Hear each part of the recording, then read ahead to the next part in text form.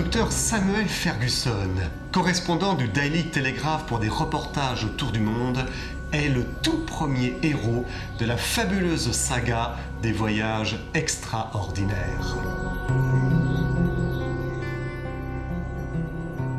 En janvier 1863, les différents journaux annoncent la parution aux éditions Hetzel du roman 5 semaines en ballon. Son auteur est un quasi-inconnu. Il se nomme Jules Verne. 5 semaines en ballon. Il s'agit d'une histoire étonnante, celle du docteur Ferguson qui, avec 2 compagnons, va survoler à bord d'un ballon toute l'Afrique de l'Est à l'Ouest. Le roman s'ouvre le 14 janvier 1862 lors d'une séance de la Société royale géographique de Londres. Le docteur Ferguson y est venu présenter son projet d'exploration de l'Afrique avec notamment pour but de découvrir les sources secrètes du Nil.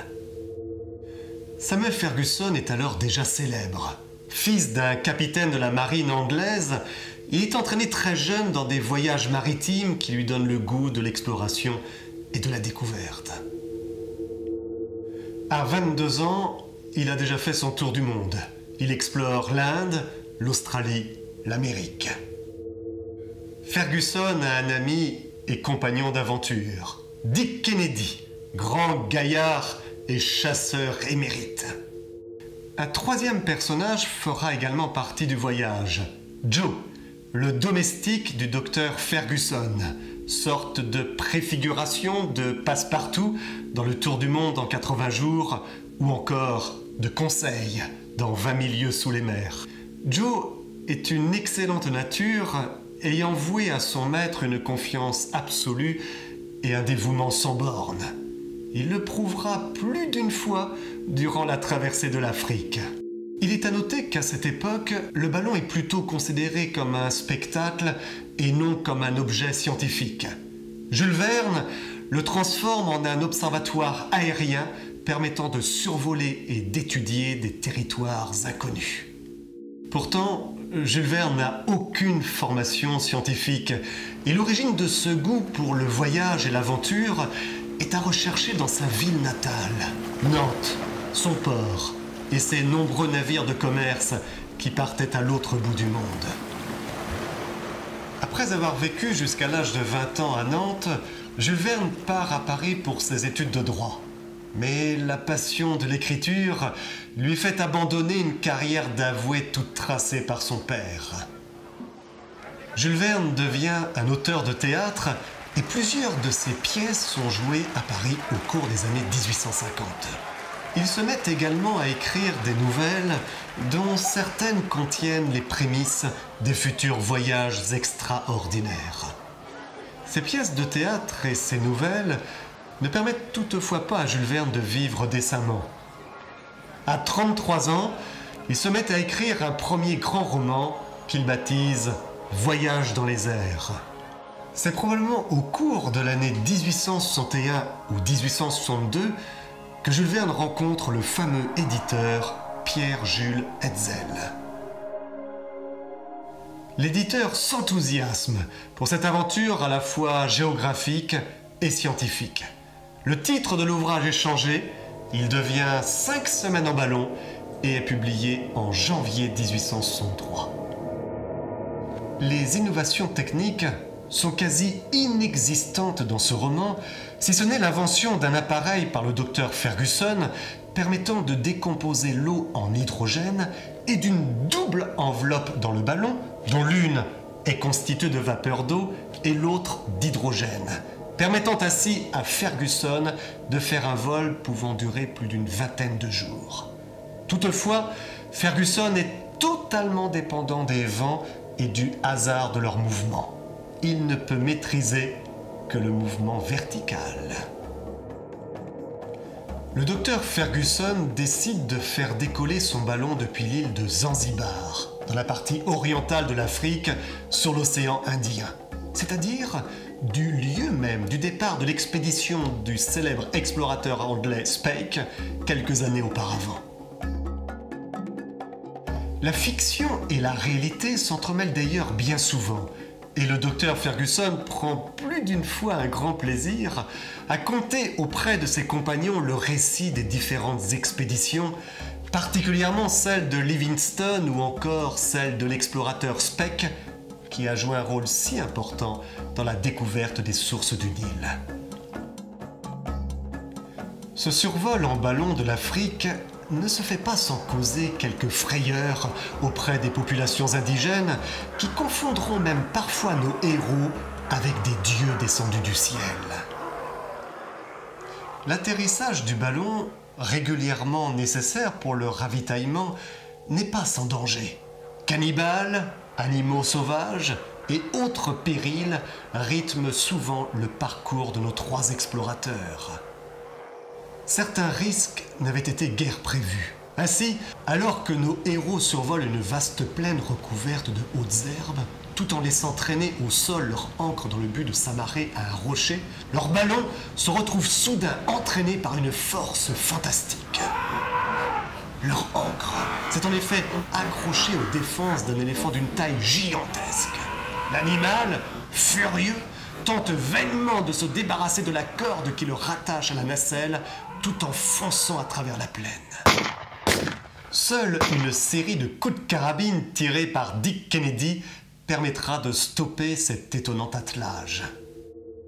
Grâce au ballon, nos héros survolent le lac Victoria, découvrent les sources du Nil et vont ensuite passer au-dessus de bien des paysages extraordinaires, tel un volcan en éruption, des mirages fantastiques, les terres de la Lune, la traversée du désert, le lac Tchad, mais également des cités mythiques telles les villes de Yola ou de Tombouctou.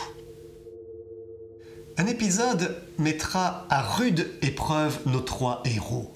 Alors même qu'ils surplombent une immense étendue désertique, le vent, si nécessaire pour se déplacer, est désormais absent. Leur réserve d'eau s'épuise dramatiquement. Cette eau est non seulement précieuse pour leur propre survie, mais elle est également indispensable pour alimenter l'appareil du docteur Ferguson, permettant la production de l'hydrogène pour le ballon. Il n'est donc plus possible de continuer le voyage dans les airs. Leur ballon est posé dans le désert, ils ont soif et ils sont totalement abattus. Ce n'est qu'au prix de terribles souffrances qu'ils finiront par découvrir cette eau salvatrice au cœur d'une oasis. Et cette eau est gardée par un énorme lion à crinière noire. Dick Kennedy, sans écouter les conseils de prudence de ses compagnons, avance, l'œil flamboyant, sa carabine armée. Le fauve, apercevant le chasseur, bondit, mais il n'avait pas touché terre qu'une balle au cœur le foudroya. Sauvés, ils peuvent enfin puiser dans le puits cette eau si vitale pour la suite de l'expédition. Parmi les différentes anecdotes survenues durant ce voyage, l'une concerne la découverte d'une fantastique mine d'or.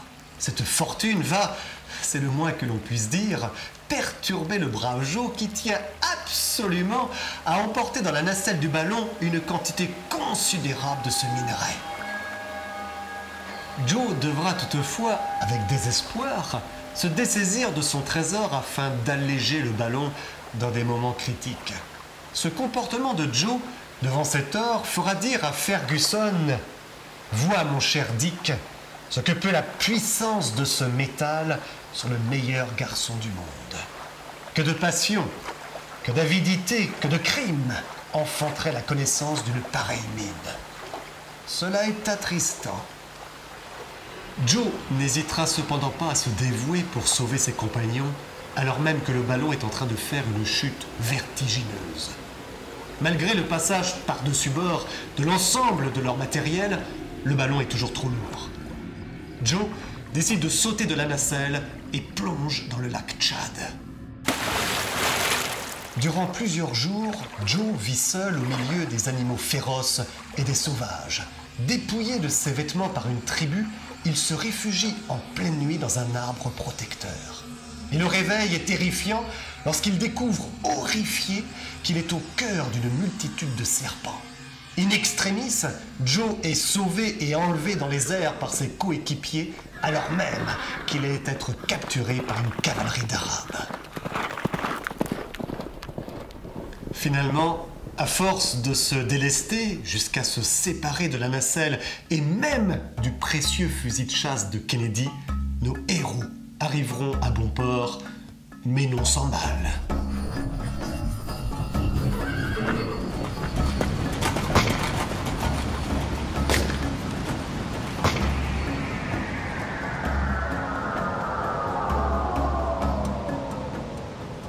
On voit souvent chez Jules Verne l'hymne au progrès technique.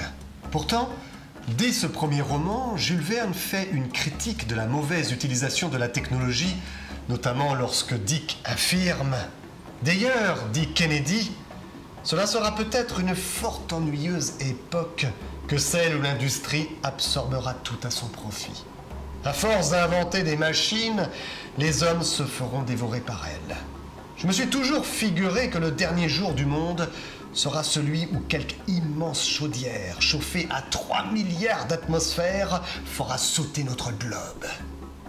Et j'ajoute, dit Joe, que les Américains n'auront pas été les derniers à travailler à la machine. » Je vous laisse bien entendu découvrir par vous-même les conditions rocambolesques de la fin du voyage de nos 3 aéronautes jusqu'aux rives du fleuve Sénégal. À la suite du succès de 5 semaines en ballon, Jules Verne est admis à la Société de géographie, à Paris, qu'il fréquente assidûment, croisant ainsi de véritables explorateurs et géographes, lui offrant de nouvelles sources d'inspiration pour son prochain roman. Après la chaleur de l'Afrique, Jules Verne se plonge désormais dans l'ambiance glacée des régions polaires.